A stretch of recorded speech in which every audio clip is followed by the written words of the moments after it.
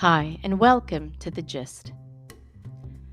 At a time when many people in our world have higher standards of living than any previous time in human history, there seems to also be a paradoxical and pervasive feeling of lack.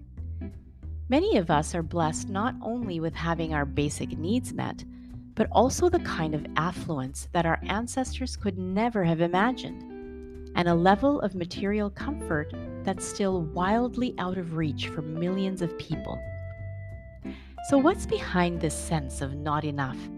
And how can we move towards greater satisfaction with what we already have? Mistaking affluence for abundance. I've talked before about poverty mind, the notion that no matter how much we acquire in our external lives, we feel like we're still falling short, be it in terms of financial wealth, the size of our house, the things we own, or the titles we possess. This feeling highlights a deeper discontent, possibly stemming from a void in our internal lives. What we're really seeking is a feeling of abundance, which need not hinge on external circumstances. Happiness, as they say, is an inside job. By confusing abundance with affluence, we end up focusing on external sources of contentment when really we should be turning inward. We keep grasping for and clinging to the idea of more, maybe in the hope of getting validation from others, or simply as a source of security and safety.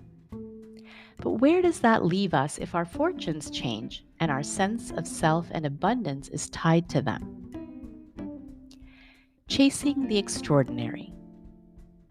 Linked closely with abundance is the idea of success, which is sometimes called a gateway drug.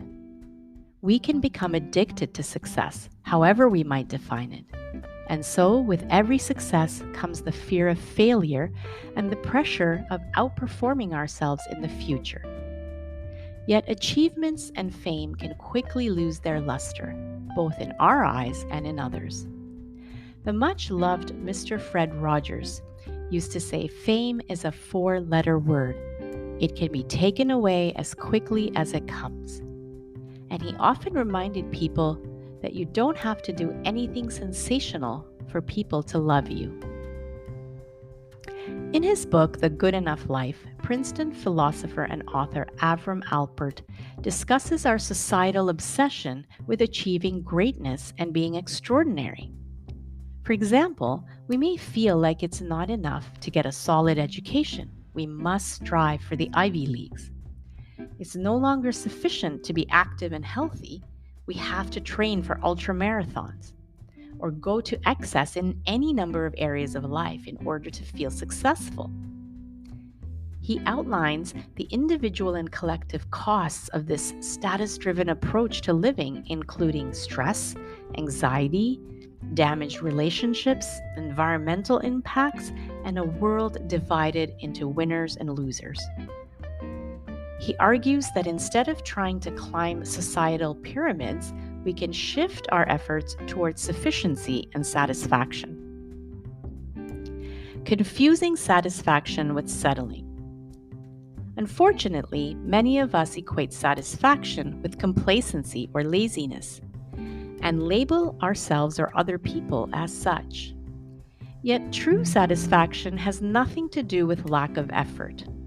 On the contrary, when our work or personal life is rooted in contentment, we can actually do more.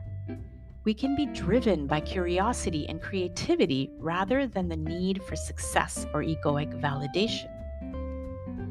We may also fear that being satisfied will make us ordinary. But there's nothing ordinary about anyone's life, because each person comes from unique circumstances, has individual talents and aptitudes, and adds something different to the tapestry of human experience. So while the mantra of more is better seems to be all around us, we can try to think critically about it and question whether it's resulting in a meaningful life. We can still work towards our goals, keep trying to learn, achieve new levels of proficiency, and at the same time, work to disentangle our self-worth from these outcomes. This is a tall order for most of us, no doubt, but one that's well worth the effort. On that note, wishing you a great week ahead, be well, and see you next time on The Gist.